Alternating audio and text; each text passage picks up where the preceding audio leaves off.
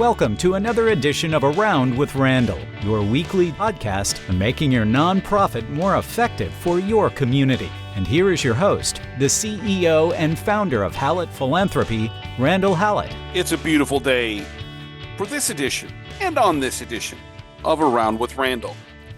Interesting conversation I had recently with someone who's, I now can say this, my gray hair gives me away, a little younger, a little more energetic, looking to rise in the ranks, and frankly, a phenomenal professional. It's going to be a real credit to leadership in the nonprofit space, but was really asking, because she had not been in this position, about being a chief philanthropy officer. And what we talked about led me to today's conversation around really what is a chief philanthropy officer. It might be chief development officer. I like CPO because I'm going to juxtaposition this in a second. Our chief philanthropy officers, it doesn't make a difference if it's healthcare, education, social service, arts and culture. In some ways, and what I've tried to explain to this person that maybe I'm an unofficial mentor, is that it's mislabeled. And you don't understand that unless you've sat in, as I call it, the chair. And I don't mean to make it Captain Kirk or Captain Picard, but when you sit as a chief philanthropy officer, which I did 3 separate times in my career, and in fact, when I started my career, I was the chief philanthropy officer at 25, which I look back at and have said many times publicly and privately, oh my goodness, what was somebody thinking? One of my mentors, Tom Pesci, Father Pesci, gave me that opportunity, and I don't think there's any question I made more mistakes than I actually did successes. Until you've sat in the chair, you don't realize this. And what is this that I'm referring to and working around in the mislabeling of our chief philanthropy officers? In many ways, you're the chief political officer. Today's episode, we want to take this apart and talk about what it means to be the ultimate responsibility. Maybe this is affirmation for you as you sit in a chair, your chair, as the leader of philanthropy. Maybe you aspire to be in the chair somewhere, your organization somewhere else, and you're wondering what it means. Maybe you're thinking, I'm not sure I want to do that, but I'm not sure what that means. Any which way of the three, I'm hoping today will clarify some things based upon my experiences and my thoughts around what it actually means. So let's talk about this from about 3 different perspectives before we get into the tactical. The first is how we got here. Why is this a problem? Why am I even bringing this up? Because what we find is that many of our leaders, ultimate leaders, organizational-wide leaders, even our boards, don't have a full understanding about what really philanthropy is. And I write about this in my book, Vibrant Vulnerability, that I wrote for CEOs, particularly in healthcare, but it applies to almost all of them, is they came up through what I call the ranks of that industry. If you're in healthcare, you probably came up through some kind of medical connection, or if you're in finance, this would apply to all of them, in a financial situation or financial experience. Education traditionally has been more on the faculty side, although in my book I talk about the new wave of people being hired as CEOs, presidents, chancellors, that don't come from a faculty perspective because of the demands of the job. Certainly, if you're in social service or arts and culture, you're more likely to have come up through the ranks of being, if you're in a zoo, some type of veterinarian or organizational leader in animal science, or if you're a museum, it's probably about having an understanding of art and culture. If you're a social service like food insecurity or housing insecurity, you came up through the ranks of that. And so that's not bad.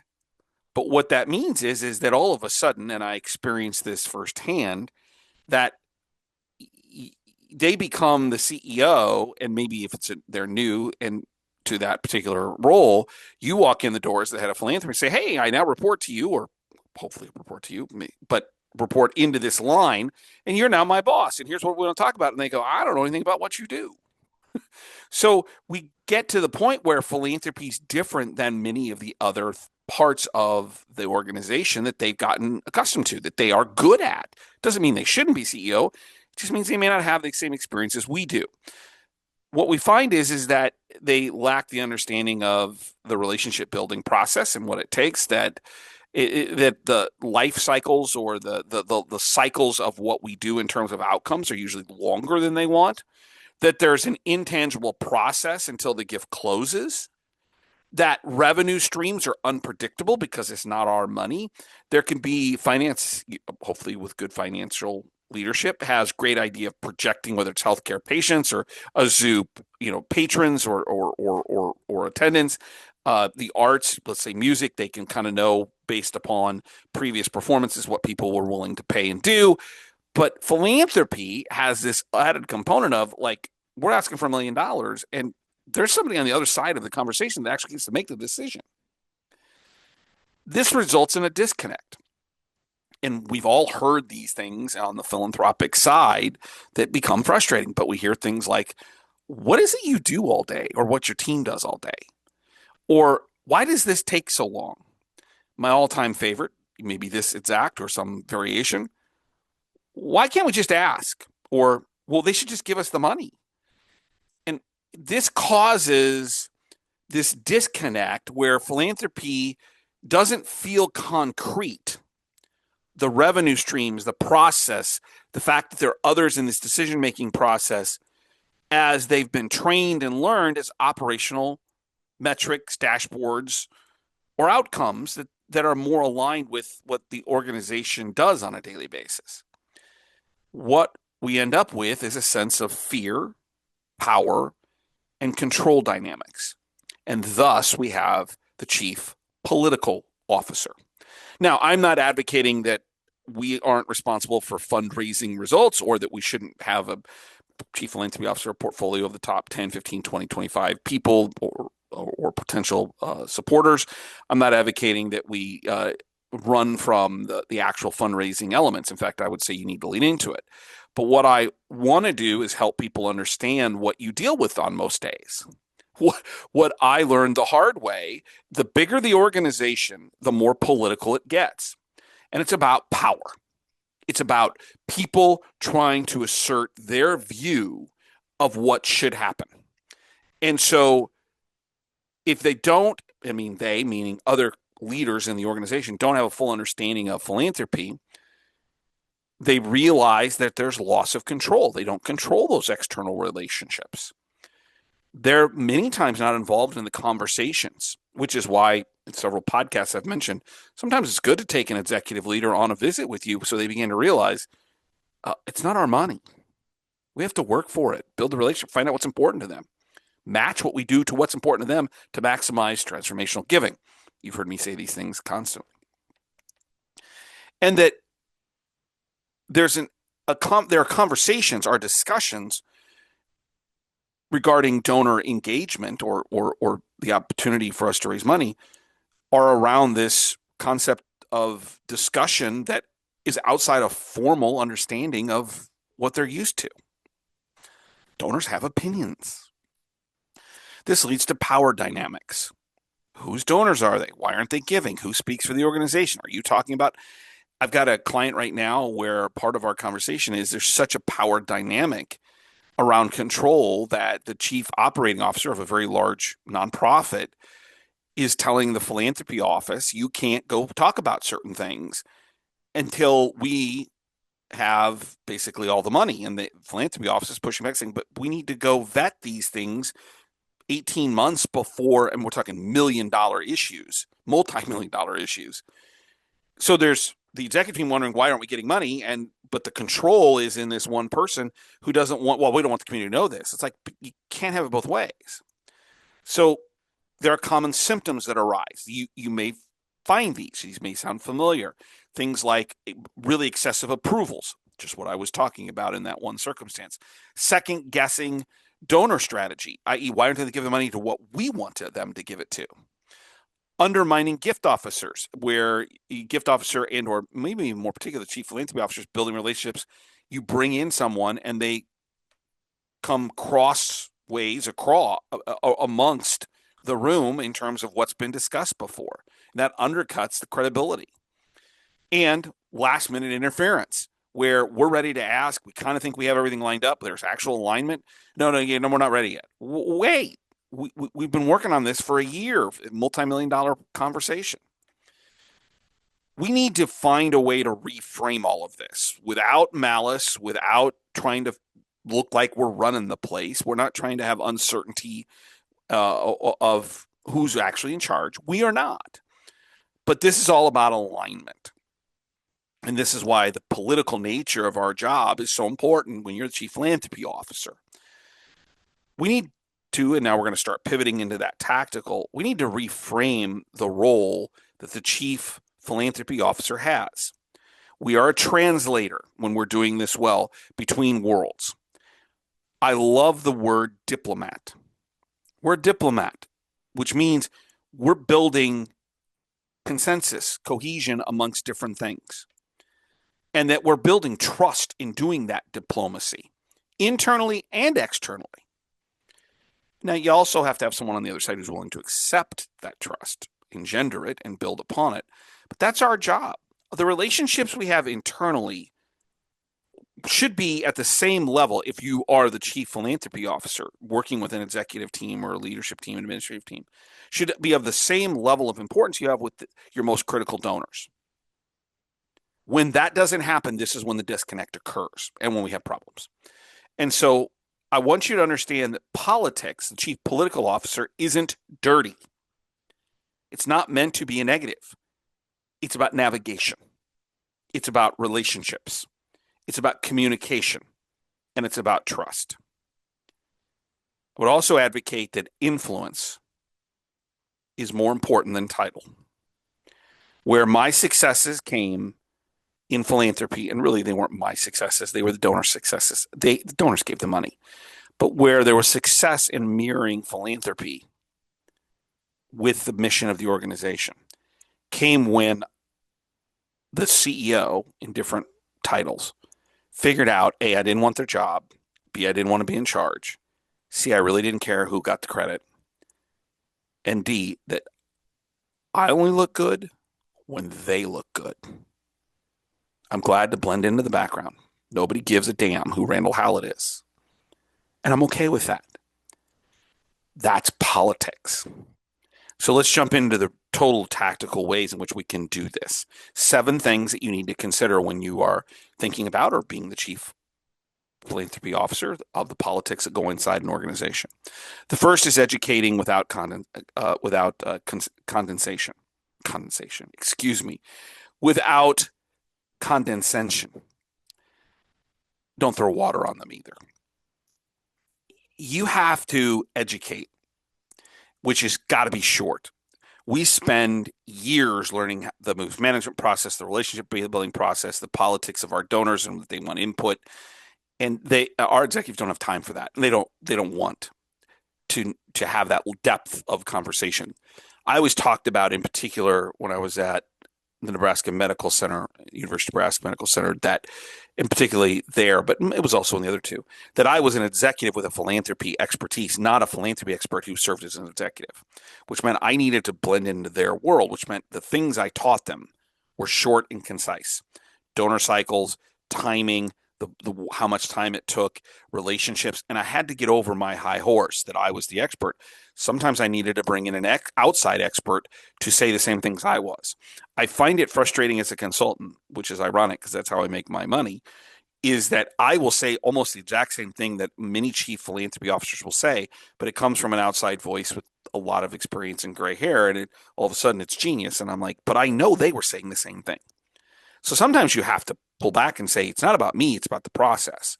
But it's got to be short, tactical ways. And if you want to know why I think I have great success with CEOs and executives, finance leaders, it's because I create messaging that's incredibly short. It has to be, or they won't listen.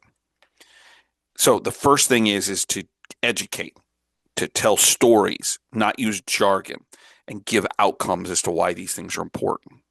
Number 2 is to make the invisible visible. That you want to share the progress, just not the end result. Part of what we do is a detriment, and I'm okay with the sense of ROI, but we tend to only talk about the money raised, but we don't talk about the process to do so. So the number of visits completed, the number of asks to come, the number of relationships advanced, that we have barriers in these, and here they are. We need to do a better job of translating the activity, which would answer the question, what do you do all day? Let me tell you. I loved that question because I would say, let me tell you what we're doing. I got these 7 gift officers doing this and this and this, and they'd go, you're managing all of that? I said, well, I'm leading it. They're supposed to be autonomous and do their own work, and I check with them. But there's a lot of moving pieces in what we do. Translate the activity so that it shows progress, shows work being done. 3, invite the leaders in strategically. Bring them into meetings. I talked about it earlier. I loved bringing in an executive into a donor meeting because they, for many times, was the first time. The CMO, the chief academic officer, the dean, the chief financial officer, where particularly financial officer, where they have a view of that, hey, we'll just get the money. I'm like, good luck on that. I'll repair the relationship afterwards when the donor gets ticked off at you. I've enjoyed those processes because what it's done is created a sense of clarity about the nuances and the professionalism of our job. Not any more professional than their job, but I don't try to do finance's job. I don't need them to do my job. But sometimes they have to see and feel that. So bring them in to this process. Don't alienate them. Number 4 is kind of this pre-wire before decision process. This is all about surprises. I learned very quickly that when there was a surprise to my boss, always the CEO, and also then to finance, that money wasn't coming or that it wasn't going to support, let's say, a director in an area, that it was incredibly off-putting and challenging to my relationship with these people. We need to talk about strategy and be honest as to where we are at an executive level with the relationships and the possibilities. I have a client, we're going through a campaign, and the organization's been through some issues that have nothing to do with philanthropy, but it's affected philanthropy. And what I've continually advocated, and frankly, the CPO has done a brilliant job. I'm not sure I deserve any credit, but I give her some advice every once in a while, of bringing the executive leaders along to say, your decisions over here, which we fully support, are affecting donations over here. And they were doing it from the front side. Like, if you decide this, here's potential consequences. That's incredibly helpful because that removes that surprise element and frames the decisions as shared wins or shared decisions, not just philanthropy making excuses. Number 5 is aligning philanthropy with their priorities. Obviously, we spend not enough time talking about this because there is at times it almost feels a stagnation of strategy around this. We need to do a better job of figuring out how to get strategy from our executive leaders and our board at an economic time when there's maybe a lot of concern, so they aren't looking very far ahead. We have to talk through this strategy before it reaches executive level and frame the conversations, discussions, decisions around their language. It can't be about what we say. It's about what's going to move the organization forward. Number 6 is build internal allies. I began, and this was more true in a much larger organization like the University of Nebraska Medical Center, to realize there was 3 or 4 of the 8 executives that I had a lot more credibility with, and they would listen to me more because they were more open-minded. By the way, those all people became very successful CEOs, that I spent more time with as I went along rather than the people who were the naysayers. Identifying respected leaders who get it or are willing to at least learn about it is important. One example is I wanted to build a donor-centered, stewardship-based concierge program, and there was high resistance. But once I brought in these 2 or 3 or 4 leaders and actually took them on a trip to see another place that did something like this, I remember distinctly we're at the airport coming home, and it was the CMO who looked at the group and says, we need to get off Randall's back. We don't understand what we don't understand. Now, he was saying that to a bunch of other executives. Did I get more credibility by him saying it or me saying it? And there's no question he was a much higher profile, more distinguished, been there longer. Find your internal partners, leverage that credibility, allow them to help speak for you, and create kind of a centralized one trusted voice, 3, 4, 5 people all saying the same thing that can overcome the naysayers. I pushed one time into a potential situation that I thought would be very helpful and had no political backing. It was me, a lot of ambivalence, and 2 or 3 naysayers, and the naysayers won because I didn't play the politics correctly. Find those partners and build that communication and that alliance and that allegiance that works together to say this is going to help us get to where we want to go. Finally, stay calm. I think the greatest failure early on in my career, particularly in healthcare, is that I did not control my emotions well enough. I could be read too easily, and I've learned over time how to do that. I'm a better poker player, but control often induces stress upon you. They're not allowing me to do this. You got to pull back. It's not personal. It's about power. Now, at 55, I have a much greater ability for me to understand that, to see that, to deal with that than I did at 36 or whatever I was when I started at the medical center as the CPO. But I took it personally. Now, I think it took years off my life, and I wasn't as effective. I do it much differently. But you have to stay controlled, and you have to have the right responses, and you have to pull back, and you have to realize when you got to kind of retreat a little bit to advance. You have to respond with clarity, with transparency, with patience. Remember the long-term goal. It's not the individual battles, but the betterment of the relationships that you have with your donors and what your nonprofit does with the community. It's outcomes. And it's not a linear path. It's not always up. Sometimes it's down 3 steps to get 5 steps up. We need to do that in a more reasonable way and not take it so personally in that process. And by the way, I failed at that many times. I can think of too many examples to do here on a 20-minute podcast. 7 things that you should do.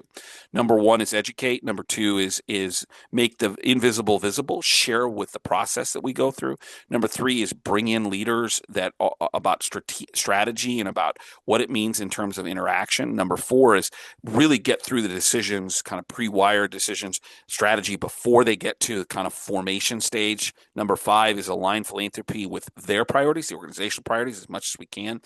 Number 6 is build internal allies, people who are willing to partner with you and figure this out. And number 7, finally, stay calm. It's okay. It's not personal. Go home to your wife, husband, partner, dog, home, walk, kids, whatever, and realize values are set there. This is a job.